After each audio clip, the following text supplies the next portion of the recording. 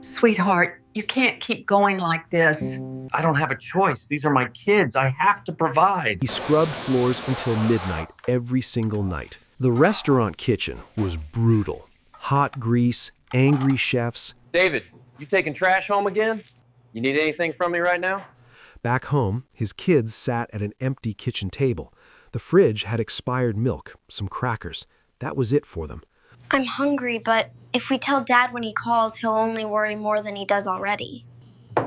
Let's eat the crackers and see if there's any peanut butter left. David told them the news. Does this mean you get to sleep? One job. With benefits. Hey, what's up, Stories Hubs family? Welcome back to S. Today, we're talking about something real, about what it means to show up for your family no matter what. Let's go. Thank you all for being here, for subscribing, for the comments, for sharing these stories. Y'all inspire me every single day. If you're working hard right now, if you're tired, if you're struggling to keep it together, this story's for you. May your sacrifice be seen and honored. 5 years ago, his wife left. Just left. No warning, no note, no goodbye to their kids. She was simply gone. The man was 33 years old with 2 young children, mounting debt and a custody agreement that said he had to provide. He worked days at a restaurant. Table 6 needs cleaning now. Move faster. We don't pay you to stand around like that. He scrubbed floors until midnight every single night. The restaurant kitchen was brutal. Hot grease, angry chefs. His hands burned from chemicals. His back ached from bending over dirty plates. But he couldn't complain. He needed every dollar. Just get through tonight. The kids need breakfast. Just get through this one more shift tonight. Before leaving, he packed leftover food customers didn't finish. Cold pasta, half-eaten bread, sometimes chicken wings. It was dinner for his kids tomorrow. He smiled, said he was fine. He wasn't fine, but pride is cheaper than asking for help from anyone around. David, you taking trash home again? Man, that's rough. You good? You need anything from me right now? Nights, driving for a rideshare company. Turn right.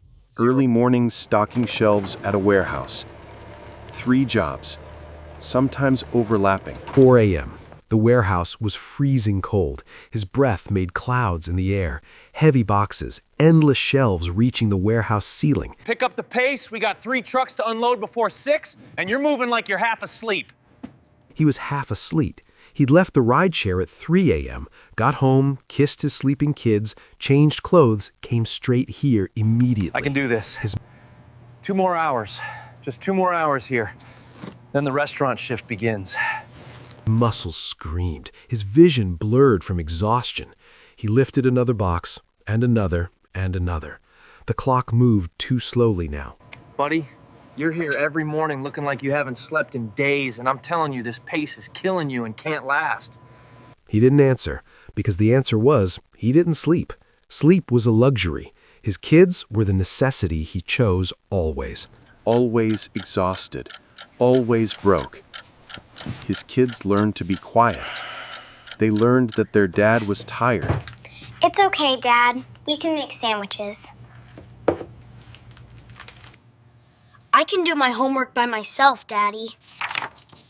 Children shouldn't have to understand the weight of survival. But these 2 did, because their father was carrying it all alone. He came home at 2 a.m. His kids were asleep. The next morning, he left again at 5 a.m. They woke to find their dad already gone. Then one day, something changed. His neighbor, an older woman who lived next door, started paying attention. She watched the man come home exhausted. She watched him leave before dawn. She watched the children eating cereal for dinner because that's what they could afford. Sweetheart, you can't keep going like this. I don't have a choice. These are my kids. I have to provide. Back home, his kids sat at an empty kitchen table. The fridge had expired milk, some crackers. That was it for them. I'm hungry, but if we tell Dad when he calls, he'll only worry more than he does already. Let's eat the crackers and see if there's any peanut butter left. And we can Margaret heard them through the thin apartment walls. Children shouldn't sound that resigned to hunger. She couldn't ignore it this time. I made way too much pasta tonight. Can you help me finish it, please? The kids knew she didn't make too much. Margaret never cooked that much food, but they were hungry, so they accepted her kindness gratefully. His wife didn't leave for noble reasons. She left because she met someone else, someone with money, someone without kids and responsibilities. That night, their father came home at 2 a.m. with a container, restaurant leftovers. At least tomorrow they'll have something. At least tomorrow they won't go hungry again here. If you've ever seen someone silently struggling like this father, drop "I see you" in the comments right now. Hit like if this hits differently. Subscribe now because the breakthrough coming next will blow your mind. His neighbor had connections. A restaurant owner she knew. A good man, someone who believed in second chances. She told him about the man next door, about his situation, about his sacrifice. The owner was skeptical at first, but then he visited the restaurant where the single parent worked. Yes, chef, working on it now. He watched him move through the kitchen, More on the fly. watched Need his that burger efficiency, now. his care, Order 7. his desperation. The owner saw something. This man is working 3 jobs. That means he's motivated. That means he's got character. That means I need to talk to him. He approached the exhausted worker after a shift. The man thought he was in trouble. He'd never been anything but professional. What could he have done wrong? I hear you're working 3 jobs. Yes, sir. I do my work here. I show up on time. I'm not worried about that. I want to offer you a job. 1 job. Full-time. Manager position. Salary and benefits. You'd run one of my locations. Thought he was dreaming. 1 job. A salary that meant he could actually pay for an apartment with heat in winter. That meant his kids could have clothes that fit. That meant he could sleep. His voice shook. Are you serious? Why would you do this? Because you work harder than any man I've ever met. Because you're raising 2 kids alone.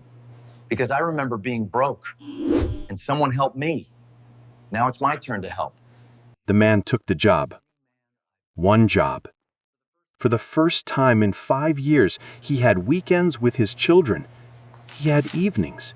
He had time. One act of kindness changed everything. Type "one person" if you believe community saves lives. Smash like if this moved you. Subscribe now. The family's reaction will break your heart. On the first night he came home before dark, his kids didn't know what to do. They'd never seen their dad with energy, with presence, with time. Daddy, are you sick? No, baby, I'm home. I'm gonna be home more now. The children started crying, not sad tears, relief tears. His daughter asked the question that will stay with that man forever. Does this mean you get to sleep? He realized in that moment what his sacrifice had cost his family, not just him, them. A man working 3 jobs means he's not sleeping, not present, not there. And those kids knew it. They felt it in their bones.